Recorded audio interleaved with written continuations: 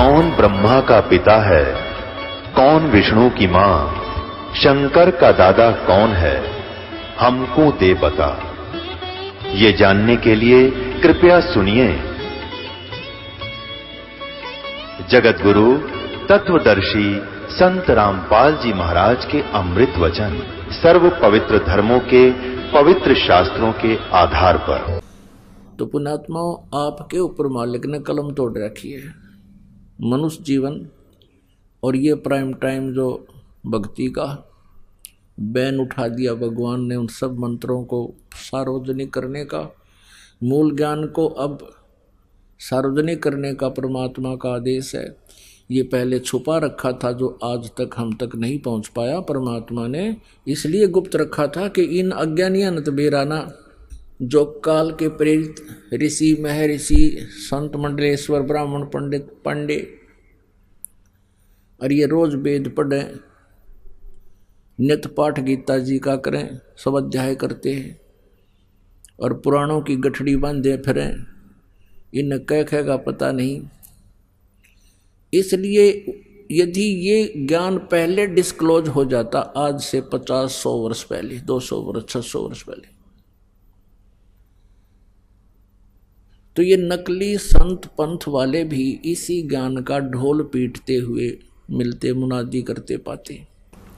और इस ज्ञान को भले ही कोई दास की पुस्तक पढ़कर और सीडी वगैरह देखकर विद्वान पाक जा और अलग से कोई सांग जोड़ कर बैठ जाएगा, कोई शिष्य बनाने भी लग जावे, तो उससे कोई लाभ होना नहीं, क्योंकि वो अधिकारी नहीं। ना वो अधिकारी सत्संग करने का, ना अधिकारी वो उपदेश के देने का, नाम देने का। तो जिस कारण से उनसे ये ज्ञान सुनना भी व्यर्थ, उनसे उपदेश मिल गया तो भी जीवन व्यर्थ, क्योंकि वो अनधिकारी है। अपन आत्माओं, एक ड्राइविंग लाइसेंस भी बनाना पड़ता है, उसमें भी कंपिटेंट अथॉरिटी के साइन होने चाहिए तब वो चले। और हमने जीवन का सौदा करना, अरे डुप्लीकेट बनवाए फिर हम लाइसेंस, ये नाम लिए फिर नकलियों से, तो जीवन व्यर्थ हो रहा आपका। लेकिन ये कब पता चलेगा? जब इसका निरीक्षण होगा। ओरिजिनल और डुप्लीकेट संत और उसके मार्ग का, वहाँ भगवान के दरबार में जब हम चलेंगे सफर पर, यहाँ से छोड़कर संसार को, तो रास्ते में चेकिंग होगी। फिर ये डुप्लीकेट और नकली, असली, ये सब वहाँ सामने रखे जाएंगे। तो वहाँ वो बनाने वाले भी पटेंगे, ये नकली संत भी उल्टे टांगे जाएंगे, और शिष्यों की तो दुर्गति होनी, क्योंकि उन्होंने तो अपना जीवन खो दिया। तो पुण्यात्मा,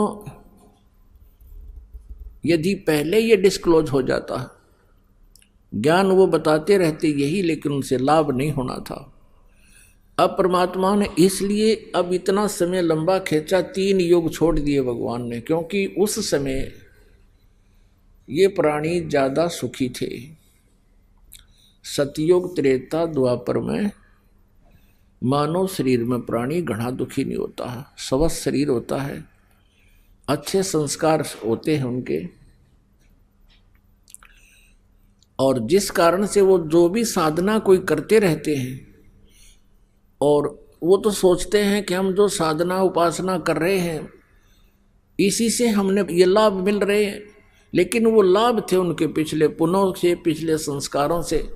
जैसे हम, ये दास हनुमान जी का पुजारी था, और खाटू या बाबा श्याम जी का परंपरागत पुजारी, भगवान श्री कृष्ण और राम के ऊपर तो कुर्बान थे, विष्णु जी पर भगवान शंकर का भी पैरेलल सम्मान किया करते थे। और जो भी कोई घर में खुशी होती थी, जैसे हम शिक्षा ग्रहण करते थे, पास होते थे, तो स्टूडेंट का तो सबसे बड़ी उपलब्धि है वो सफल हो जाए, पास हो जाए एग्जाम में, तो शुक्र मना करते। कहाँ से शुरू करते थे शुक्र मनाना? बाबा श्याम जी की जय हो, हनुमान जी ने पास करा दिया, फिर कृष्ण जी याद आ गए थे, भगवान श्री कृष्ण ने पास करा दिया।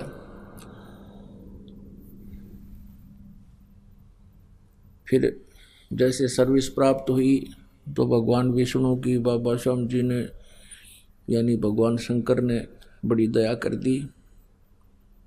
और छोटी मोटी पूजा भी हम करते रहते थे, हनुमान चालीसा करते थे और ये कई मंत्र से भी जाप करा करते थे, ओम नमः शिवाय आदि के। जो भी सुन गया उसका रगड़ा, जो भी मंत्र किसी ने सुन लिया उससे का रगड़ा ला दिया करते थे, क्योंकि ज्ञान था ही नहीं। और हम ये सोच रहे थे कि जो साधना हम करते इससे ये भगवान हमें लाभ दे रहे हैं, हमारी इस पूजा से लाभ हो रहा है। हनुमान जी का व्रत रखते थे मंगलवार का,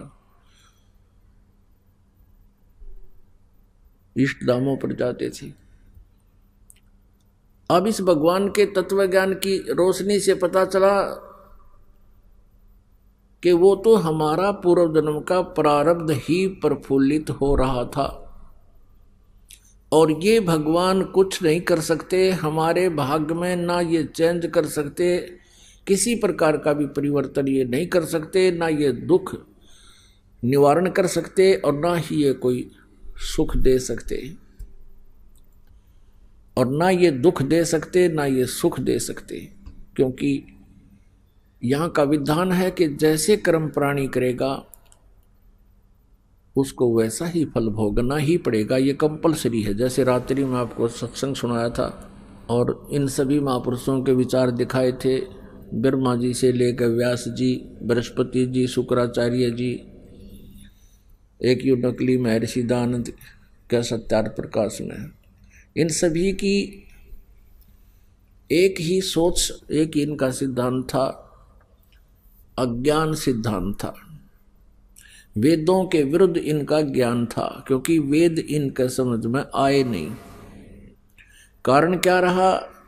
गुरु बिन काहुन पाया ज्ञाना, जो थो था भुस छड़े मूड किसाना। गुरु बिन वेद पढ़े जो प्राणी, समझे न सार रहे अज्ञानी।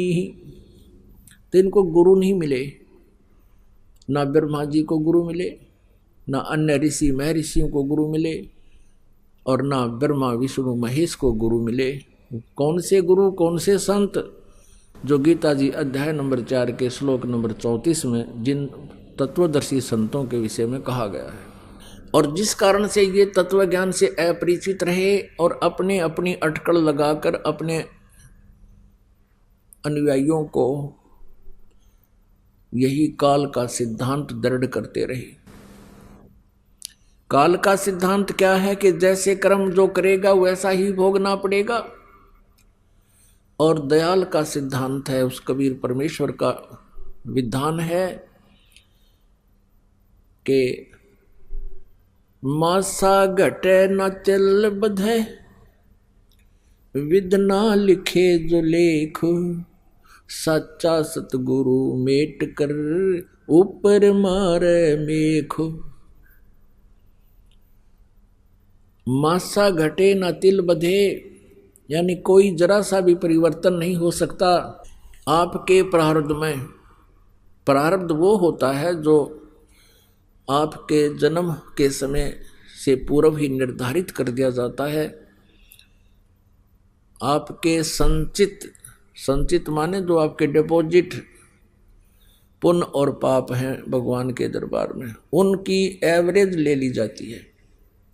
जिनके पाप घने हैं उनको उनके प्रारब्ध में दुख अधिक, और जिनके पुण्य अधिक हैं तो उनके प्रारब्ध में सुख अधिक, यहाँ के नकली सुख। तो उनकी एवरेज रेशो निकाल ली जाती है। तो ऐसे 50% जैसे पुण्य ले लिए, 50% पाप। अब पाप हैं अरबों खरबों और पुण्य है 20-30, तो 20-30 के जो पुण्य है वो 50% 10 हो जाएंगे। अरबों खरबों का 50% लेना पड़ेगा, फिर उसी एवरेज रेशो में बांटना पड़ता है। तो इस प्रकार से हम प्रारब्ध के आधार से फिर पूरा जीवन व्यतीत करते हैं, उसमें कोई परिवर्तन नहीं हो सकता। हाँ, फिर तत्वदर्शी संत मिल जाते हैं। कबीर परमेश्वर का जो कृपा पात्र संत या परमेश्वर स्वयं आते हैं, केवल उसी समय ही ये परिवर्तन संभव होता है। उसके लिए कहा कि मासा घटे न तिल बधे, मासा 1 ग्राम से भी कम होता था। मासा घटे न तिल बधे, विधना लिखे जो लेख, और सच्चा सतगुरु मेट कर ऊपर मार दे मेख। मेख मीन फॉरएवर खत्म कर दे आपके उन प्रारब्ध के अंदर संकटों को, जो पाप आपकी किस्मत में लिखे हुए थे उनको क्रॉस कर दे और फॉरएवर साइन मार दे कि अभी तूने नहीं भोगने होंगे। तो जिस कारण से हम वो तत्वदर्शी संत ना मिलने से ये सभी ऋषि महर्षि ब्रह्मा विष्णु महेश तक विचलित रहे। इनको आज तक भगवान का पता नहीं परमात्मा कौन है।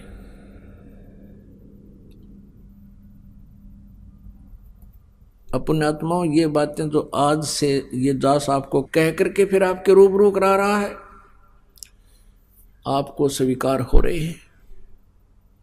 यदि ये ज्ञान आज से 600 वर्ष पहले परमात्मा ने तो बोला ही था और उसका विरोध इतना हुआ था परमेश्वर का कि तूफान ला दिया था इन दुष्टों ने। कबीर परमेश्वर जी के साथ बहुत जुल्म किए थे, लेकिन वो समर्थ थे, उनका कुछ बिगाड़ नहीं पाए, लेकिन मालिक को समझ भी नहीं पाए। हम अज्ञान से इतने ओतप्रोत हो चुके हैं। तो आज से 600 वर्ष पहले ये बात कह दे जो दास ने अब आपके सामने बोला है कि ब्रह्मा विष्णु महेश और दुर्गा तक को पूर्ण ज्ञान नहीं है, ब्रह्म भी इनकम्प्लीट ज्ञान रखता है, गीता ज्ञान दाता भी पूरा जो है ना संपूर्ण अध्यात्म ज्ञान नहीं है इनको। अब तो आप शिक्षित हैं और इनके इतिहास भगवानों के, जिनसे ये संत हमें गुणगान सुनाया करते थे और ये आधार बताते थे कि मैं शिव पुराण से सुना रहा हूँ, मैं दुर्गा पुराण से बोल रहा हूँ, मैं विष्णु पुराण से आपको ये ज्ञान सुना रहा हूँ। तो हमारे पूर्वज जो अशिक्षित थे, संस्कृत भाषा नहीं जानते थे और ये काल के दूत, ये केवल एक संस्कृत भाषा अवश्य जानते थे लेकिन अध्यात्म ज्ञान से अपरिचित थे। ये गुरु ब्राह्मण जो गुरु पद पर होते हैं वही ब्राह्मण होते हैं, आम व्यक्ति ब्राह्मण नहीं है, चाहे उसने बेसिक फीत ब्राह्मण की ला रखी है। मेरे दादा गुरुजी छावला गांव है दिल्ली में, छावला गांव के जाट थे, किसान, और 15-16 वर्ष की उम्र में वो एक संत, कबीर पंथी संत, गरीबदास जी संत के शिष्य हो गए, घर त्याग कर चले गए। फिर उन्होंने काशी विद्यापीठ से, उनके गुरुजी ने उनको काशी विद्यापीठ में शिक्षा के लिए भेज दिया। वहां से वो 4 विषय के आचार्य बन गए। तो उनको पंडित चिदानंद नाम से जाना जाने लगा। जाट होते हुए, किसान होते हुए भी वो पंडित कहलाए। और मेरे पूज्य गुरुदेव जी वो ब्राह्मण जाति से थे, इस परंपरागत ब्राह्मण जाति से। हरियाणा में जिला भिवानी चरखी दादरी के पास एक बड़ा पैंतावास गांव है, वहाँ के इस ब्राह्मण वर्ण में उनका जन्म था। उनको भी, वो भी 17-18 वर्ष की आयु के थे, खेतों में पशु चरा रहे थे, गायें चरा रहे थे। वहाँ एक गरीबदासी संत उनको मिल गए, कबीर पंथी, और उन्होंने उनको वो अध्यात्म ज्ञान से परिचित कराया। तो वो मेरे जो पूज्य गुरुदेव जी थे वो ब्राह्मण होते हुए अपने आप को ब्राह्मण नहीं कहते थे, क्योंकि वो कहा करते थे हम ब्राह्मण नहीं हैं, हम संत हैं, हम भक्त हैं, और जिस वर्ण में हमें जन्म लिया है ये वर्तमान वाले ब्राह्मण नहीं है। ब्राह्मण वो ऋषि महर्षि थे जो हमारे पूर्वज थे, वो परमात्मा से विशेष परिचित थे, जितना भी उनको ज्ञान था। हमारे जो दादा गुरुजी थे वो जाट होते हुए भी अपने सामने लिखा करते पंडित चिदानंद। तो पुण्यात्माओं, जो ब्राह्मण हैं वो गुरु पद पर होते हैं। ब्राह्मण कहो, गुरु कहो, विद्वान कहो। तो ये नकली ब्राह्मणों ने, जिनको स्वयं ज्ञान था नहीं, दुनिया भ्रमित कर डाली, भूत बना दिए, फिर इन पर श्राद्ध निकलवाएं, उनके लिए कहा जाता है कि उन्होंने पूरे मानव समाज को परमात्मा से कोसों दूर कर दिया। मिसगाइड कर दिया, इनको ज्ञान नहीं था। अब इस कंसेप्ट को थोड़ा सा क्लियर करना पड़ेगा, नहीं तो फिर ये बात गले नहीं उतरे, क्योंकि प्रत्येक सत्संग में श्रोता बदलते रहते हैं। पुण्यात्माओं, ये सत्यनारायण कथा आपको सुनाई जा रही है। पहले हम सत्यनारायण कथा किसको मानते थे? भगवान विष्णु जी के जीवनी को, जीवन चरित्र को कोई सुनाता था तो उसको हम सत्यनारायण कथा कहा करते थे, यानी अविनाशी परमात्मा की कथा। सत्यनारायण माने सत्य साहिब, हम उसे सत्य पुरुष बोलते हैं। सत्य पुरुष कहो, सत्य नारायण कहो और सत्य साहिब कहो। तो ये नकली जो है, डुप्लीकेट अज्ञानी इस विष्णु जी को सत्यनारायण कहा करते थे, अविनाशी परमात्मा कहा करते थे, और इसी कथा से हमें कहा करते थे कि तुम्हें सत्यनारायण की कथा सुना रहे हैं। पुण्यात्माओं, सत्यनारायण की कथा आपको अब सुनाई जा रही है, वो सत्यनारायण कथा नहीं थी, उन्होंने आपको मिसगाइड कर रखा है। अब देखिएगा, अब देवी पुराण, श्री देवी पुराण इसका सारा समाधान कर देती है। और यही पवित्र पुराण पवित्र हिंदू धर्म के अनुयायी सिरोधार्य मानते हैं, इनमें जो लिखा वो सत्य मानते हैं। तो आज उस सत्य को हम स्वयं पढ़ रहे हैं और परिचित हो रहे हैं, और उन अज्ञानियों ने जो दंत कथा सुना रखी थी, लोकवेद, वो आपके पास है ही। जब दोनों का निर्णय हो जाएगा कि वो सच्चा कौन झूठा कौन। अब आपको दिखाते हैं श्रीमद् देवी भागवत, गीता प्रेस गोरखपुर से प्रकाशित, जिसमें श्री विष्णु जी स्वयं स्वीकार करते हैं कि हम नासवान हैं, हमारा जन्म और मृत्यु होता है। और ये अज्ञानी ऋषि, मैं ऋषि, ये बताया करते थे कि ब्रह्मा विष्णु महेश तो अजरो अमर हैं, अविनाशी हैं, इनका कोई माता पिता नहीं है। ये लोकवेद सुनाया करते थे, इनको अपने सिलेबस का भी ज्ञान नहीं था, तो ये काहे के टीचर थे।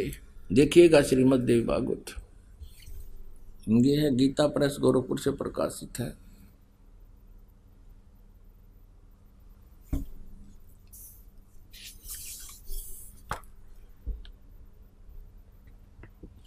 संपादक हनुमान प्रसाद पोदार, चिमनलाल गोस्वामी।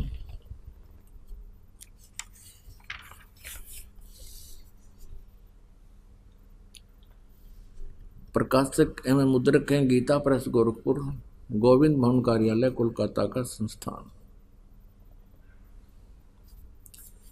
इसके तीसरे स्कंद में 123 पृष्ठ पर हम पढ़ते हैं। 123 पृष्ठ है ये। भगवान विष्णु जी अपनी माता दुर्गा की महिमा स्तुति करते हुए कह रहे हैं, तुम शुद्ध स्वरूपा हो, ये सारा संसार तुम्ही से उद्भासित हो रहा है। मैं, ब्रह्मा और शंकर, हम सभी तुम्हारी कृपा से विद्यमान हैं। हमारा आविर्भाव माने जन्म और तिरोभाव माने मृत्यु हुआ करता है। हमारा तो जन्म और मृत्यु होता है, केवल तुम ही नित्य हो। अब विष्णु जी कह रहे हैं कि तुम ही अविनाशी हो, जगत जननी हो, प्रकृति और सनातनी देवी हो। भगवान शंकर बोले, देवी, यदि महाभाग विष्णु तुम्ही से प्रकट हुए हैं तो उनके बाद उत्पन्न होने वाले ब्रह्मा, यानी दुर्गा से ही ब्रह्मा की उत्पत्ति स्वीकार कर रहे हैं शंकर जी भी, और विष्णु जी की भी उत्पत्ति इसी से हुई है, दुर्गा से। तो उनके बाद यदि महाभाग विष्णु तुम्ही से उत्पन्न हुए हैं, प्रकट हुए हैं, तो उनके बाद उत्पन्न होने वाले ब्रह्मा भी तुम्हारे बालक हुए। फिर मैं तमोगुणी लीला करने वाला शंकर क्या तुम्हारी संतान नहीं हुआ? है। अर्थात मुझे भी उत्पन्न करने वाली तुम ही हो शिवे, संपूर्ण संसार की सृष्टि करने में तुम बड़ी चतुर हो। इस संसार की सृष्टि, स्थिति और संहार में तुम्हारे गुण सदा समर्थ हैं। उन तीनों गुणों से उत्पन्न हम यानी रजगुण ब्रह्मा, सद्गुण विष्णु, तम गुण शंकर, ब्रह्मा विष्णु एवं शंकर नियमानुसार कार्य में तत्पर रहते हैं। नियमानुसार जिसके भाग्य में जैसा लिखा है केवल हम वैसा ही दे सकते, इसमें कोई परिवर्तन नहीं कर सकते। पुण्यात्माओं, इस पवित्र सदग्रंथ श्री देवी पुराण ने इन 4-5 पंक्तियों में 4 कंसेप्ट क्लियर कर दिए। एक तो ये कर दिया कि ब्रह्मा विष्णु महेश नासवान है, इनकी जन्म और मृत्यु होता है। दूसरा ये हो गया कि ये दुर्गा इनकी माता है। तीसरा ये हो गया कि रजगुण ब्रह्मा, सतगुण विष्णु, तमगुण शिव जी है। और चौथा ये हो गया कि केवल ये वर्क डन ही दे सकते, उसमें कोई परिवर्तन नहीं कर सकते। अब दूसरा प्रसंग आपको सुनाते हैं, जिस कारण से दास ने ये वचन कहा कि आज तक ना ब्रह्मा जी को आध्यात्मिक ज्ञान, वेदों का ज्ञान, ना विष्णु जी को ज्ञान, यानी ब्रह्मा जी से ज्ञान प्राप्त है श्री विष्णु जी, श्री शिव शंकर भगवान शिव जी और अन्य ऋषि महर्षियों को। तो ब्रह्मा जी के ज्ञान से ही पता चल जाएगा आपको कि अन्य को उन्होंने के उपदेश दे रखा है। और फिर दुर्गा यहाँ की 21 ब्रह्मांड की जननी कही जाती है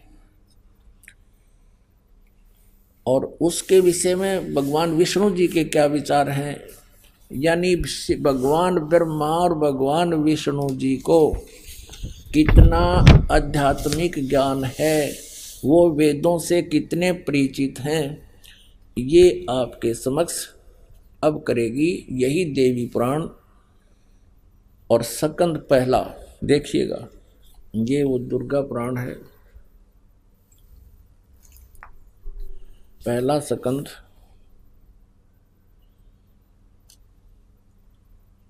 28 पृष्ठ पे। नारद जी और व्यास जी का आपस में संवाद हुआ और व्यास जी ने नारद जी से प्रश्न किया कि कौन देव पूज्य है।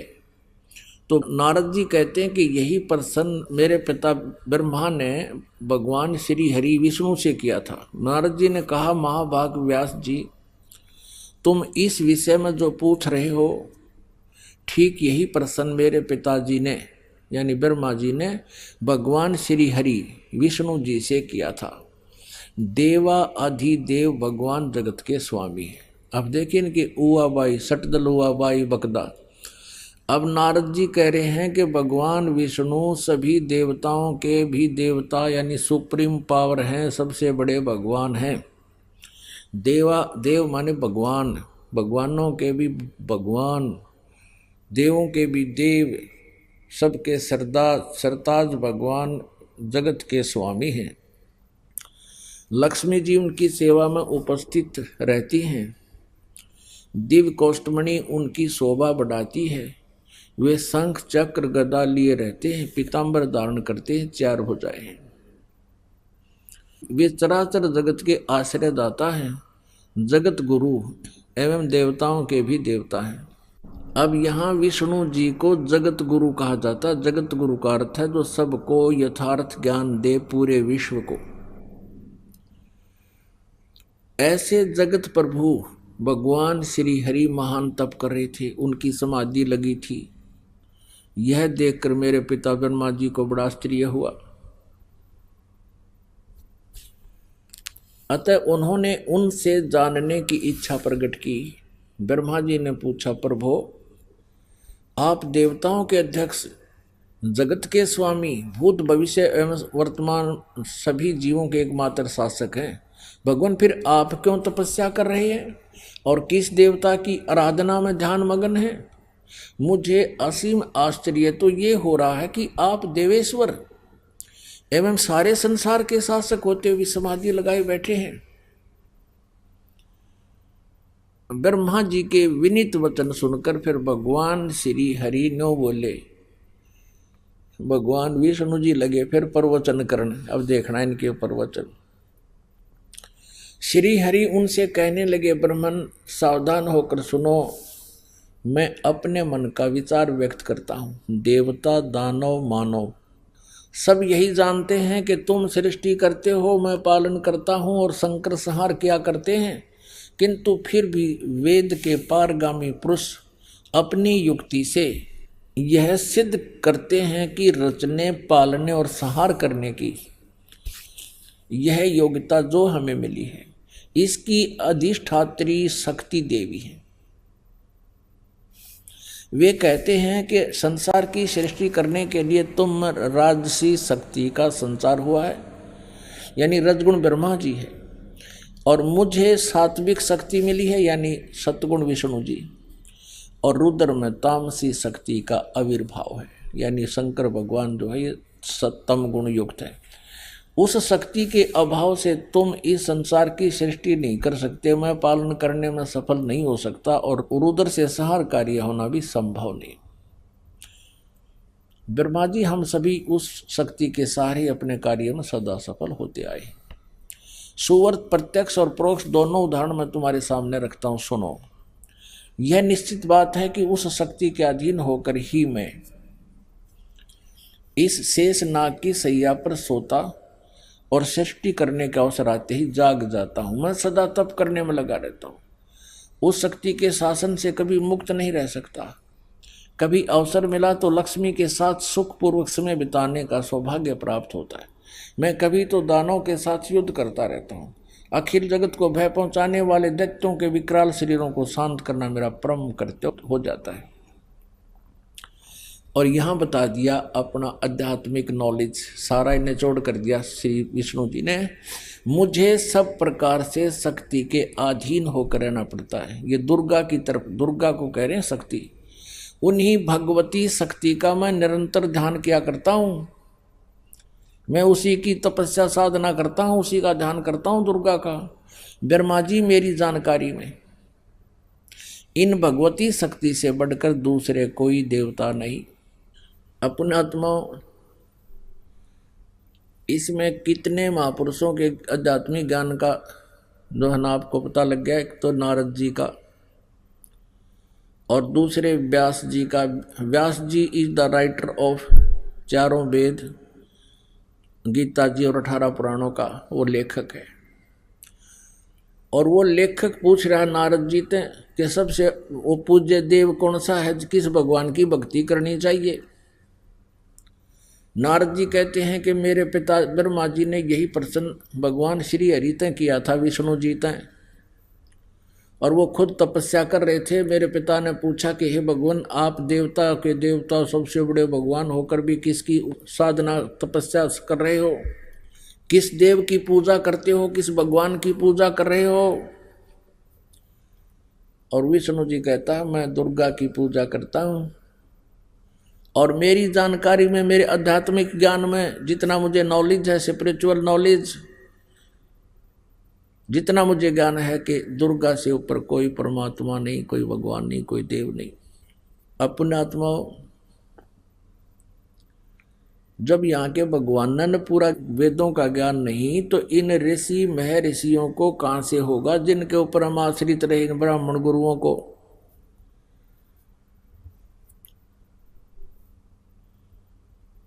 जिस अज्ञानता के कारण उन्होंने हमारे पूर्वजों को भ्रमित करके शास्त्र विरुद्ध साधना करवा के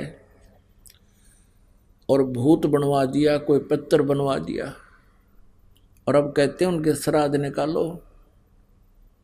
ये डले ढुआरे अपने तय काल के जाल में फंसा दिया गहराई से इन्होंने। अब आप स्वयं शिक्षित हो, वही सदग्रंथ विधान प्रभु का हमारे पास उपलब्ध है। इस शिक्षा का यदि आपने लाभ उठाना है तो इसका एक ही लाभ है, हम भगवान पहचान सकते हैं। न इस पेट के लिए तो भाई कोई तो चाहे कितना विद्वान बन ले, कितना एजुकेटेड बन ले, वो क्या करेगा, माया जोड़न की मशीन बन जाएगा, और वो सारी उम्र अपना जीवन व्यर्थ कर जाएगा, लाखों करोड़ों रुपये डिपॉजिट कर जाएगा। और उसके बच्चे, क्योंकि उनको तो पढ़ा पाओगा, धन उसने न जरूरत है कोई ना मेहनत करने की, वह फिर उसने फुर्र करेंगे, फुर्र, और वो पाप तो उसके ऊपर रखेंगे और वो बालक बिगड़ेंगे। डबल उसको लॉस होगा, अपना जीवन खोया और बालका ने बिगाड़ गया। और मिलना वही है जो उसके भाग्य में होता है, परमात्मा उसको अवश्य देता है यदि वो ठीक ढंग से भक्ति करता है, साधना करता है, तो वो धन आपको फिर एक ही नंबर से मिल जाता है। भक्ति में ज़्यादा ध्यान रखे, जो मिलना है वो तो मिलना ही मिलना है, परमात्मा फिर साथ हो जाता है। तो इस प्रकार यदि इस एजुकेशन का लाभ आपने उठाना है तो केवल परमात्मा को पहचान कर और फिर दिन रात एक कर दे, अपना कार्य भी करे, परमात्मा की भक्ति भी करे। कितना ही प्रयत्नशील व्यक्ति है मनुष्य, घने तो घना वो 10 घंटे काम कर सकता है, कोई घना ढीठ होगा तो 12 घंटे कर लेगा, जो पशु कैसा है। तो उसने 12 के बाद 12 घंटे फिर बच गए, 6 घंटे सो ले, 2 घंटे खान पीन में नहान धोन में ला ले, 8 घंटे हो गए, 4 घंटे आपके पास फिर भी बच गए। उसमें तो 1 घंटा और ला ले, किसी मित्र प्यारे तो बात करनी पड़े, 3 घंटे तो कम से कम परमात्मा को देने चाहिए आपने। और वो 3 घंटे दिए हुए आपके, इन्होंने एक जगह बैठ के देने हैं। आप चलते चलते वो समय जितना भी, जब भी जैसे किसी से बात कर रहे हो, बात आपकी समाप्त हुई, वो अपने रास्ते चला, आप माला उठा लो, वो समय आपका। इस तरह कुल मिला करके जो 3 घंटे भी आप मालिक को दे दोगे, बेड़ा पार है, गणे की जरूरत को नहीं। अब प्रसंग चल रहा है कि हमने सबसे पहले ये देखना है कि जो हमारे सिलेबस हमारा क्या बताता है, हमारे सदग्रंथ क्या बताते हैं, और सिलेबस से बाहर यदि हम कोई शिक्षा ग्रहण कर रहे हैं तो फिर हम एग्ज़ाम में फेल हो जाते हैं। और यही कारण रहा कि हमारे जो आध्यात्मिक गुरु थे वो अपने सिलेबस से परिचित नहीं थे, और जिस कारण से उन्होंने हमें दंत कथा सुना सुना के हमारा जीवन नष्ट कर दिया। अब हम उस सिलेबस को आपके रूबरू करा रहे हैं, और आप भी बुद्धिमान हो, सबके घर में ये पुस्तकें रखी होंगी अवश्य, नहीं तो आप खरीद सकते हो, देख सकते हो, जन्ना विश्वास होता है। एक बार हम एक महाराष्ट्र के अंदर औरंगाबाद, नासिक, अहमदनगर, इन बहुत से शहरों में हमने सत्संग किए थे, 4-4, 5-5 दिन के, ऐसे टेंट लगा लगा कर। तो वहाँ प्रोजेक्टर के ऊपर दास ये दिखा रहा था दुर्गा पुराण, ब्रह्मा विष्णु महेश की जन्म, वो जन्म पत्री सुना रहा था इन्हीं से। तो 2-3 बूढ़े बूढ़े बुजुर्ग से एजुकेटेड व्यक्ति थे, वो सामने सत्संग सुन रहे थे, प्रोजेक्टर पर देख रहे थे। तो वे क्या कहते हैं कि ये संत जो है कोई षड्यंत्रकारी लगता है, और इसने ऊपर का कवर ये गीता प्रेस गोरखपुर का आप पे बनवा रखा होगा। हम तो इतने दिन हो गए पढ़ते इन पुराणों को, कभी नहीं पढ़ा, कभी देखा नहीं इसमें। तो तीनों हाँ में हाँ मिला रहे, सचमुच ये गड़बड़ है, ये कोई वैसे ही नकली डुप्लीकेट पुस्तक बनवा रखी होगी इसने। तो फिर उन्होंने वो प्रश्न नोट करे, सकंद नोट कर लिए। अगले दिन पे उन्होंने जाके सामने जाके अपने घर पर देखा तो वो तो ज्यों का त्यों मिला। तो वहाँ एक भक्त बैठा था हमारे साथ गया हुआ, वो उनकी सारी गतिविधि देख रहा था। वो अगले दिन फिर आकर बैठ गए, वो भगत फिर उनके निकट बैठ गया। उनको पता था कि आज तो ये उठे हैं और बैठे हैं, यूँ कैसे होगा, ऐसा नहीं हो सकता। हर कल देखिए इनकी सती थी। वो अगले दिन आए और नो बैठे कान बोझ के, और जो भी मैं कहूँ ठीक करे ठीक करे। तो फिर आपस में डिस्कस करते हैं कि भाई हद होगी। एक कहता 70 साल का हो गया मैं, और 15-20 वर्ष का लग गया था इन पुराणों को पढ़ने, आज तक हमारी बुद्धि में भी ना आई ये बातें जो आज इस संत ने मक्खन सा निकाल के धर दिया। नाम फिर भी नहीं लिया उन्हें बूढ़ा ने, क्यों कर्म बिगड़ गए गणे। तो वो फिर मेरे पास आए, बैठे, बात हुई, मैंने कहा ही तो आप अपना जन्म सुधारो, दीक्षा ले लो। कि नहीं अब दीक्षा क्या लेंगे, अब तो उम्र बहुत बीत गई है। अब तो वो साधना करते करते जीवन ही चला गया, फिर उस साधना का क्या होगा। उनको बहुत से उदाहरण देकर समझाने की चेष्टा भी की कि जैसे कोई कुमार्ग पर जा रहा है, आपने यहां बरवाला से दिल्ली जाना है और आप जान लग रहे हो सिरसा या लुधियाना को, और आप लुधियाना साइड में 100 किलोमीटर चले गए और वहां जाकर आपको पता चला कि हम तो दिल्ली के विपरीत दिशा में आ रहे हैं, तो क्या करना चाहिए? तुरंत मुड़ जाना चाहिए, अविलंब वापस हो जाना चाहिए। यदि जरा सी भी बुद्धि रखते हो और आप कह रहे हो कि अब क्या होगा, हमारी 60 वर्ष की साधना का, 20-40 वर्ष की साधना का, वो साधना ही नहीं है, वो तो कुमार्ग पर जा रहे हो आप। अब भी मुड़ जाओगे तो भी लाभ होगा, लेकिन मुड़े तो वो ना जिसकी भांग उतर जाएगी। उनका सबका भांग प्यारा किया काल ने। कबीरी माया अटपटी सब गट आण अड़ी, और किस किस ने समझाऊं या कुआ भांग पड़ी। होय होय, ये जो स्थिति एक व्यक्ति की है वही सभी की है, लाखों की, करोड़ों की हिंदुओं की। जैसे हम ज्ञान सुनाते हैं, एक बार तो सभी बिदकते हैं, फिर प्रमाण देखते हैं, फिर सेट हो जाते हैं। फिर नाम लेने के लिए तो कई दिन में सोचे हैं कि उपदेश भी लेना चाहिए। कई दिन तक सोचे जा अब क्या होगा, पिछली पूजा का क्या होगा। पिछली का तो कुछ होना है, कोई नहीं, भूत बनना है और उसको त्याग देने से आपका कल्याण होना है, तो तुरंत करना चाहिए इस काम को। तो पुण्यात्मा, ये जो आपको प्रमाण दिखाए जा रहे हैं, आपका यहाँ प्रोजेक्टर पर विश्वास ना हो, पहली बार आप घर भी जाके देखोगे और देखोगे तो फिर स्वीकार भी करोगे। तो ये जो ज्ञान आपको सुना जा रहा है, अब आपको पता चला है, श्री विष्णु जी कह रहे हैं दुर्गा से ऊपर कोई भगवान नहीं, और दुर्गा जी कह रही है कि ब्रह्म से ऊपर कोई प्रभु नहीं, वो फाइनल गॉड है ब्रह्म, उसका ओम नाम है। और सब पूजाएं त्याग कर केवल एक ओम का नाम जाप करो, ब्रह्म की पूजा करो, तुम ब्रह्मलोक में चले जाओगे, तुम्हारा कल्याण हो। गीता जी अध्याय नंबर 8 के श्लोक नंबर 16 में लिखा है कि ब्रह्मलोक तक गए हुए प्राणी भी पुनर्जन्म को प्राप्त होते हैं, उनकी दुर्गति बनी ही रहती है।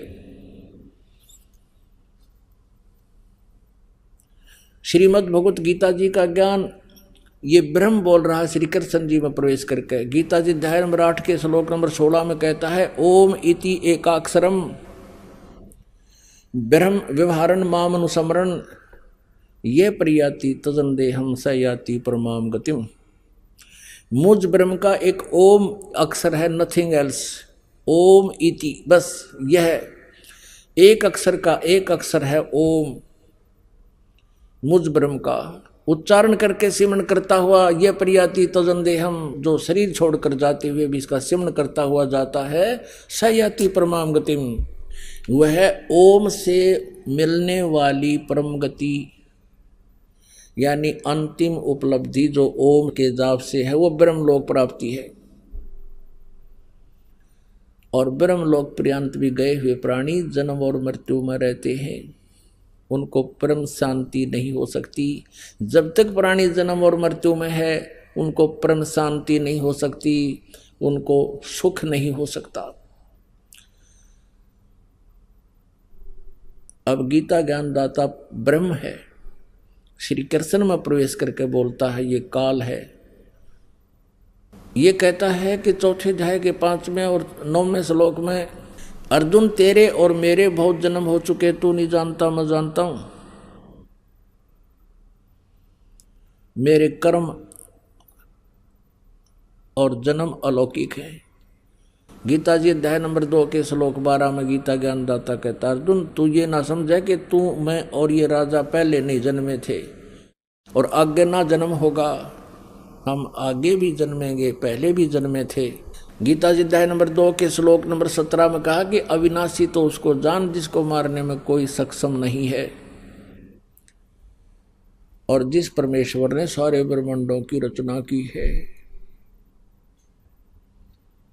इसलिए गीता जी अध्याय नंबर 15 के श्लोक नंबर 1 से लेकर 4 तक कहा है कि जो तत्वदर्शी संत होगा वो उल्टे लटके हुए संसार रूपी वृक्ष के सभी विभाग बता देगा। तना कौन है, डार कौन है, मूल कौन है और शाखा और पत्ते क्या है। उस तत्वदर्शी संत जो चौथे अध्याय के 34वें श्लोक में जिसका वर्णन किया है कि उसको तत्व ज्ञान परमात्मा पूर्ण परमात्मा की जानकारी तत्वदर्शी संतों से समझो पूछो, उसकी पहचान बताई है 15वें अध्याय के एक मंत्र में। फिर चौथे श्लोक में कहा है कि उसके पश्चात उस तत्व ज्ञान रूपी शस्त्र के द्वारा इस अज्ञान रूपी अंधकार में इस अज्ञान को काट कर यानी समझ कर परमेश्वर के उस परम पद की खोज करनी चाहिए, जहां जाने के बाद साधक फिर लौटकर संसार में कभी नहीं आते, उनकी जन्म मृत्यु कभी नहीं होती। और जिस परमेश्वर से इस संसार रूपी वृक्ष की प्रवृत्ति विस्तार को प्राप्त हुई है, अर्थात जिस परमेश्वर ने इन सभी संसार को रचा है, सभी ब्रह्मांडों की रचना की है। गीता ज्ञानदाता कहता केवल उसी की भक्ति करनी चाहिए तन मन धन से, यानी पूर्ण समर्पण भाव से। अपनी भी नहीं कहता, अपने के लिए कहता है कि 8वें अध्याय के 5 और 7 में कि मेरा सिमरन करना है। बताया दिया 8वें अध्याय के 13वें श्लोक में ओम नाम है, और तूने यदि मेरे पास रहना है तो मेरा सिमरन कर, मुझे प्राप्त होगा। युद्ध भी करना होगा तुझे, और युद्ध करना पड़ेगा, फिर शांति कहाँ। गीता जी अध्याय नंबर 18 के श्लोक नंबर 62 में कहा कि अर्जुन इसलिए तू सर्वभाव से उस परमेश्वर की शरण में जा, जिसकी कृपा से तू परम शांति को और सनातन परम धाम को प्राप्त होगा, यानी तेरा फिर जन्म नहीं होगा, तेरी मृत्यु नहीं होगी। उसके लिए उसने कहा कि तत्वदर्शी संत से पूछो। 17वें अध्याय के 23वें श्लोक में सच्चिदानंद घन ब्रह्म कहते हैं ओम तत्सत इति निर्देश है ब्रह्मणे त्रिविध समर्थ है। ब्रह्मणे माने सच्चिदानंद घन ब्रह्म। गीता जी अध्याय नंबर 8 के श्लोक नंबर 1 में अर्जुन ने पूछा प्रभु आपने गीता अध्याय नंबर 7 के श्लोक 29 में कहा है कि जो प्राणी उस तत्ब्रह्म से परिचित है, संपूर्ण अध्यात्म से परिचित है और सब कर्मों से परिचित है, वह केवल जरा और मरण से ही छूटने का प्रयत्न करते हैं, यहाँ की किसी वस्तु के चक्कर में नहीं पड़ते। आइए अब हम उन श्रद्धालुओं के अनुभव जानते हैं जो जगत गुरु तत्वदर्शी संत रामपाल जी महाराज जी से दीक्षा प्राप्त कर चुके हैं तथा उनके द्वारा बताए गए भक्ति मार्ग पर चल रहे हैं। नमस्कार जी। सत साहेब। क्या नाम है जी आपका? उर्वशी साहू। कहाँ से आए जी आप? ग्राम चीचा, तहसील पाटन, जिला दुर्ग, छत्तीसगढ़ से। क्या आप संत रामपाल जी महाराज जी के अनुयायी है? हाँ। सदगुरु रामपाल जी महाराज जी से नाम दीक्षा मैंने 24 अक्टूबर 2016 को लिया। संत रामपाल जी महाराज जी से नाम दीक्षा लेने से पहले आप क्या भक्ति साधना करते थे?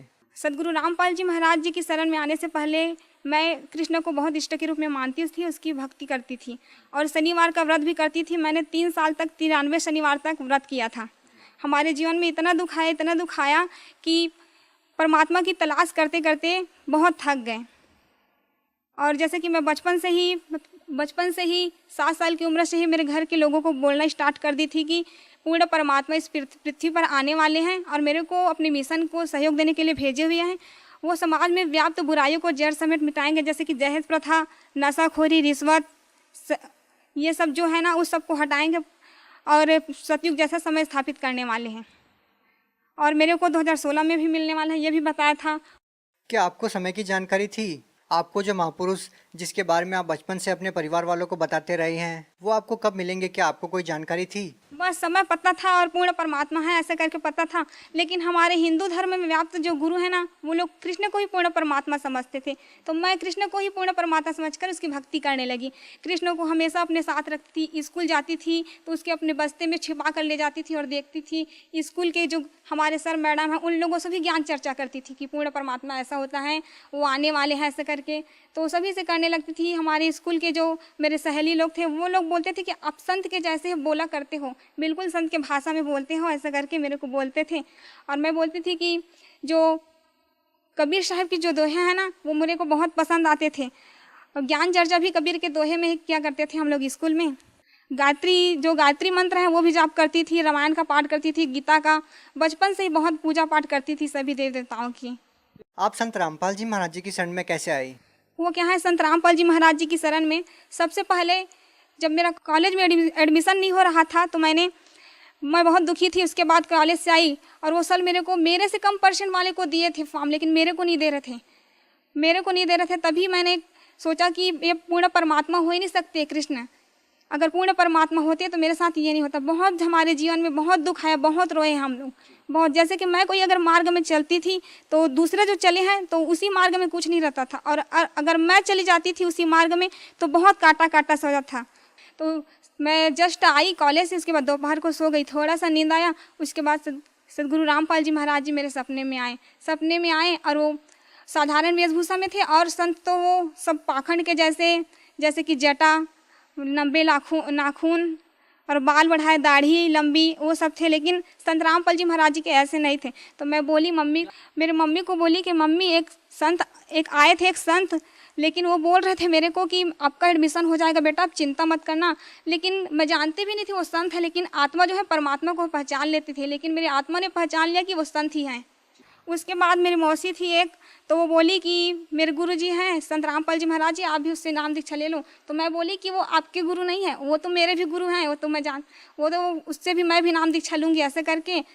और जीवन से बहुत हार चुकी थी। तो संत रामपाल, तब तक तो आपको नाम पता ही नहीं था जब आपकी मौसी जी ने आपको बताया कि मेरे गुरुजी संत रामपाल जी महाराज हैं, लेकिन तब तक तो आप जानते ही नहीं थे कि ये संत रामपाल जी महाराज जी हैं। तो आपने अपनी मौसी जी से ये कैसे कहा कि ये मेरे भी गुरु हैं? वो क्या है ना कि आत्मा परमात्मा को पहचान सकते हैं, इसी प्रकार मेरी आत्मा ने भी गवाही दिया, तभी मैंने कहा कि ये भी मेरे गुरुदेव हैं। उसके बाद मैंने संत रामपाल जी महाराज जी से नाम दीक्षा लिया। देखिए, जो भी श्रद्धालु संत रामपाल जी महाराज जी से नाम दीक्षा लेता है तो उसको आध्यात्मिक लाभ होते हैं, भौतिक लाभ होते हैं, शारीरिक लाभ होते हैं। आपसे जानना चाहेंगे कि संत रामपाल जी महाराज जी से नाम दीक्षा लेने के बाद आपके जीवन में क्या बदलाव आया, आपको क्या लाभ हुआ? सबसे पहले मेरे को लाभ तो आध्यात्मिक हुआ। मैंने एक दिन परमात्मा से कहा था कि गुरुजी मेरे को इस लोक में रहना नहीं है, मेरे को सतलोक जाना है, मुझे नहीं रहना परमात्मा। तो गुरुजी एक दिन आए सदगुरु रामपाल जी महाराज जी और बोले कि बेटा आपको मैं आज रात को सतलोक ले जाऊंगा, ऐसे करके। उसके बाद संत रामपाल जी महाराज जी आए, मेरे हाथ पकड़ कर बोले कि चलो जाएंगे सतलोक, ऐसे करके। अपनी मम्मी को बता देना बेटा, ऐसे करके बोले। तो मम्मी को जस्ट मैं बताई कि मम्मी मैं सतलोक जाने वाली हूँ, आप डरना मत, मेरे को कुछ नहीं होगा, सदगुरु रामपाल जी महाराज जी मेरे साथ है, ऐसे करके। क्या उस टाइम पे आपके माता पिता ने या आपके घर वालों ने संत रामपाल जी महाराज जी से नाम दीक्षा ले रखी थी? जी हाँ, संत रामपाल जी महाराज जी से मेरे परिवार वालों ने, मेरी मम्मी ने भी नामदान लिया था। उसके बाद क्या होता है? उसके बाद गुरुजी आए और मेरे हाथ पकड़ कर ले गए। उसके बाद हम लोग पहुँचे काली रंजन का लोग जहाँ पर आए, वहाँ पर मैंने कहा कि गुरुजी मेरे को काल से बहुत डर लगता है, मैं नहीं देखूंगी उसको, ऐसे करके आंख बंद कर ली। और सदगुरु रामपाल जी महाराज जी ने कहा कि बेटा आप चिंता मत करो, मैं आपके साथ हूँ। उसके बाद हम लोग त्रिकुटी पे आए, त्रिकुटी पे परीक्षा हुआ वहाँ पर। तो सदगुरु रामपाल जी महाराज जी वहाँ छुप गए। उसके बाद जो बहुत सारे देवी देवता है ना, अपने अपने लोगों का प्रलोभन लेकर मेरे पास आए। बहुत बाजार जैसा था, वहाँ पर बहुत सारे प्रलोभन दे रहे थे मेरे को कि आपको ये पद दूंगा ऐसा करके। लेकिन मैंने कहा कि नहीं, मेरे को कुछ भी नहीं चाहिए। मैं बहुत रोई, नहीं मेरे को नहीं चाहिए, मेरे को तो पूर्ण परमात्मा चाहिए, मेरे सदगुरु रामपाल जी महाराज जी चाहिए। उसके बाद सदगुरु रामपाल जी महाराज जी को मैंने बहुत ढूंढा। उसके बाद एक कोने में सदगुरु रामपाल जी महाराज जी मेरे को दिखे। उसके बाद दौड़ते दौड़ते गई और परमात्मा को रोते रोते गले से लगा ली कि गुरुजी आप मेरे को चाहिए, बस दुनिया की कोई चीज़ नहीं चाहिए, परमात्मा बस मैं आपको चाहती हूँ और कुछ भी नहीं चाहिए मेरे को। उसके बाद सदगुरु रामपाल जी महाराज जी ने मेरे को उठा कर कहा कि बेटा ऐसा ही तो चाहता हूँ, मैं चाहता हूँ कि हर हंस में ऐसा ही गुण हो। सतलोक जाते समय परमात्मा ने मेरे में पूरा शील, संतोष, विवेक, क्षमा, जो सतलोक जाने का जो गुण होता है ना व्यक्ति में, वही पूरा स्थापित कर दिए थे। उसके बाद सदगुरु रामपाल जी महाराज जी ने कहा कि बेटा कोई बात नहीं, मैं ही कबीर परमात्मा, पूर्ण परमात्मा सदगुरु रामपाल जी महाराज जी के रूप में आया हूँ बेटा, लेकिन संसार के लोग मुझे नहीं समझ रहे हैं। कोई बात नहीं, इंसान में इतना अहंकार घर कर गया है कि मेरे को समझना ही नहीं चाहता है। मैं ही पूर्ण परमात्मा सदगुरु रामपाल जी महाराज के रूप में आया हूँ, जिसने असंख्य ब्रह्मांड की रचना की है, और मेरे बिना इंसान एक तिनका भी नहीं उठा सकते। लेकिन इतना अहंकार है कि इंसान मुझको समझना ही नहीं चाहता है। लेकिन कोई बात नहीं बेटा, बहुत जल्द सतयुग जैसा समय स्थापित होकर ही रहेगा। मैं चाहूँ तो पल भर में मंत्री सभी की बुद्धि को बदल सकता हूँ, लेकिन मेरा कुछ मिशन है बेटा और लीला करने वाला हूँ। उसके बाद मैं बहुत जल्द सतयुग जैसा समय स्थापित करूँगा। उसके बाद गुरुजी ना मेरे को सतयुग जैसा समय है उसमें ले गए। तो मैं बोली कि गुरुजी ऐसा ऐसा होगा बेटा, देखो ऐसा करके पूरा भविष्य में ले गए। तो मैं गुरुजी से बोली कि गुरुजी हम लोग जाएंगे वहीं पर, चलो ना रहेंगे ऐसे करके। तो सदगुरु रामपाल जी महाराज जी ने कहा कि बेटा हाँ बहुत जल्द रहने वाले ना, आप चिंता ना करो। उसके बाद आप कहाँ जाते हैं? पहले गुरुजी मेरे को ब्रह्मा विष्णु महेश के लोक में ले गए। उसके बाद काली रंजन का जो गुप्त लोक रहता है ना महाशिव रूप में, वहीं पर ले गए। उसके बाद वहाँ गए, उसके बाद देखिए कि बहुत बड़ा शिवलिंग था वहाँ पर। उसके बाद वहाँ प्रवेश करते ही जस्ट इतना बेकार धुन था वहाँ का, बहुत ही खराब था, मेरा सर दर्द होने लगा। तभी मैंने गुरुजी से कहा कि गुरुजी ये क्या है ऐसे करके। तो सदगुरु रामपाल जी महाराज जी ने कहा कि बेटा ये तो शिव का लोक है जहाँ गुप्त रूप में रहते हैं काल निरंजन। तो मैंने कहा सदगुरु रामपाल जी महाराज जी से कि गुरुजी मुझे इस लोक में नहीं रहना है, इस लोक से बाहर चले जाएंगे, चलो ऐसे करके। तो सदगुरु रामपाल जी महाराज जी वहाँ से बाहर लेकर आए। तो जब भी उस लोक का याद आता है ना तो वो धुन आते ही बहुत सिर दर्द होने लगता है, बहुत ही बेकार है उस लोक का धुन। उसके बाद हम लोग नर्क लोक में देखें। नर्क लोक में ना काल निरंजन जो तपतशिला में सभी जीवों को भूर रहे थे, गर्म तेल डाल रहे थे, बहुत गर्म खंभे पे बांध कर सभी जीवों को उसका जो बुरे कर्म का फल दे रहे थे। और सदगुरु रामपाल जी महाराज ने कहा कि देखो बेटा ये लोग मेरे भक्ति नहीं किए, इसीलिए तो इसका ये हाल है, लेकिन अगर मेरे को ये अभी भी मेरे को पुकारेंगे तो मैं तुरंत दौड़ा चलाऊंगा। परमात्मा ही पर थे, मैं देखी। उसके बाद मैंने कहा कि सदगुरु रामपाल जी महाराज जी ये लोग तो अपना मनुष्य जीवन ही बेकार कर गए, परमात्मा आपको नहीं पहचाने ऐसे कर। तो परमात्मा बोले कि कोई बात नहीं बेटा, धीरे धीरे सभी समझ जाएंगे मेरे को ऐसे करके। उसके बाद कहाँ जाते हैं आप? उसके बाद हम लोग अंदर प्रवेश किया तो पूरा अंदर कहाँ? सतलोक के अंदर प्रवेश किया। उसके बाद सदगुरु रामपाल जी महाराज जी ने गरीबदास जी, स्वामी रामदेवानंद जी महाराज और दादूदास जितने भी गए थे सतलोक सभी संतों से मिलाया। वहाँ पर सत्संग के परमात्मा, इतना शांति, इतना बहुत अच्छा वातावरण था वहाँ का। यहाँ तो बिल्कुल भी नहीं है, बिल्कुल भी यहाँ कुछ भी नहीं है वैसे, वहाँ बहुत ही अच्छा वातावरण था। और क्या देखते हैं आप सतलोक में? अक्सर संत रामपाल जी महाराज जी के अनुयायी से बात होती है हमारी, जो सतलोक में जाकर के सतलोक का वर्णन करते हैं। आपने सतलोक में क्या क्या देखा? मैंने सतलोक में वहाँ पर बहुत सारे जो है जीव आत्माएँ थी सतलोक में, उन लोगों से मिला। सदगुरु रामपाल जी महाराज जी ने कहा कि बेटा आपको कुछ खाना ऐसे करके। तो मैं बोली कि नहीं गुरुजी मेरे को कुछ भी नहीं चाहिए, बस आप मेरे साथ रहना हमेशा ऐसे करके बोली। उसके बाद वहाँ जो ना सेब संतरे वहाँ के पेड़ इतने लतफत थे, मैं देखकर बोली कि ज़मीन को टच करने वाले भी थे। तो बोली कि यहाँ का तो फल तो ख़राब होगा ज़मीन से टच हुआ है तो ऐसा करके। तो वहाँ के हंस लोग जो थे वो बहुत निकीला चीज़ है, आपके पैर चुभ जाएगा। उसके बाद जस्ट मैंने निकाल कर देखा, जस्ट पैर रखने वाली थी वही जगह पर, तो वहाँ पर किसी ने शराब की शीशी को पीकर फोड़ दिया था। वो बहुत निकीला था, अगर चुभ जाता तो बहुत मेरा पैर कट जाता। एक बार सदगुरु रामपाल जी महाराज जी की शरण में आ गई थी, तभी सदगुरु रामपाल जी महाराज जी ने कहा कि मेरा एडमिशन नहीं हो रहा था, कॉलेज में एडमिशन नहीं हो रहा था। मैंने जब 10th क्लास में थी ना तो बहुत मेरे साथ अन्याय हुआ, बहुत दुख है हमारे जीवन में।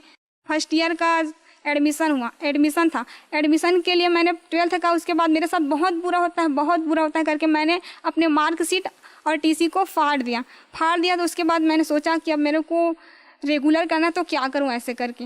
उसके बाद सोचा कि क्या करूं, तो सदगुरु रामपाल जी महाराज जी ने कहा कि बेटा आप चिंता क्यों करते हो मेरे रहते हुए, मैं हूं ना आपके साथ, हो जाएगा आपका एडमिशन। उसके बाद मैं वो सब डाली नहीं थी, मार्कशीट और टीसी मेरे पास था ही नहीं तो मैं नहीं डाली थी, और दूसरे डॉक्यूमेंट्स डाली थी। तो वहाँ मैडम के पास गई जस्ट एडमिशन के लिए, तो उन्होंने मेरा फॉर्म देखा, बहुत ही चेक किया स्ट्रिक्ट। तो क्या हुआ कि सदगुरु रामपाल जी महाराज की दया से उसे पता ही नहीं चला कि मेरे में टीसी और मार्कशीट तो है ही नहीं। उसके बाद मेरे बाद जस्ट मेरी सहेली थी वो गई, तो उसका जो एक टीसी नहीं डाली थी उसके लिए उसको रिजेक्ट कर दिए। तो सदगुरु रामपाल जी महाराज जी की शरण में आने के बाद मुझे बहुत सारे लाभ हुए, एक क्या कहूँ बहुत सारे। हमेशा प्रतिदिन सदगुरु रामपाल जी महाराज जी कुछ न कुछ लाभ करते ही रहते हैं। देखिए सर, एक बार मैं सतनाम का जाप कर रही थी छत में, तो मैंने सदगुरु रामपाल जी महाराज जी से कहा कि गुरुदेव हम लोग जो जाप कर रहे हैं वो कैसे जाता होगा, किसके लोक में, ऐसे करके। तो सदगुरु रामपाल जी महाराज जी आए और बोले कि बेटा देखो ऐसे ही हमारे ब्रह्मांड करके एक बिंदु सा आया चांदी सा, उसके बाद पूरा फैल गया पूरा आसमान में। वायु निराकार है, हम देख नहीं सकते हैं ना, आभास बस कर सकते हैं उसको, लेकिन वायु की पूरा प्रकृति को दिखाया। उसके बाद दिखाया, पूरा ब्रह्मांड को खोल दिया। पूरे ब्रह्मांड को खोला तो दिखाया कि देखो ये सबका लोक है, ऐसे जाता है जिसका ब्रह्मांड है उसी के लोक में ऐसे जो जाप करते हैं। बहन जी, भगत समाज को क्या संदेश देना चाहते हैं? संदेश तो मैं कुछ दे नहीं सकती, बस प्रार्थना यही है कि सभी भगत समाज से सदगुरु रामपाल जी महाराज जी के रूप में कबीर परमात्मा आए हुए हैं। सदगुरु रामपाल जी महाराज जी ही विश्व में शास्त्र अनुकूल साधना बता रहे हैं जिससे हमारा कंप्लीट मोक्ष होगा। अतः सदगुरु रामपाल जी महाराज जी से नाम दीक्षा लेकर अपना जन्म मरण का दीर्घ रोग कटवाएं।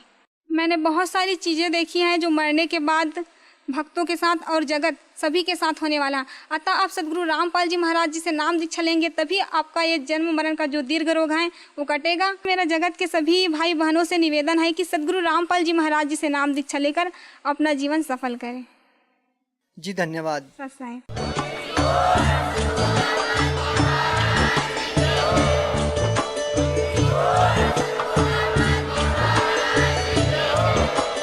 आप सुन रहे थे जगत गुरु तत्वदर्शी संत रामपाल जी महाराज जी के मंगल प्रवचन। अधिक जानकारी के लिए विजिट कीजिए हमारी वेबसाइट www.jagatgururampalji.org। संत रामपाल जी महाराज जी के शुभ आशीर्वाद से पूरे विश्व भर में 500 से भी ज्यादा नाम दीक्षा केंद्र हैं, जिन पर संत रामपाल जी महाराज जी द्वारा ऑनलाइन निशुल्क नाम दीक्षा दी जा रही है। अपने नजदीकी नाम दीक्षा केंद्र का पता करने के लिए संपर्क करें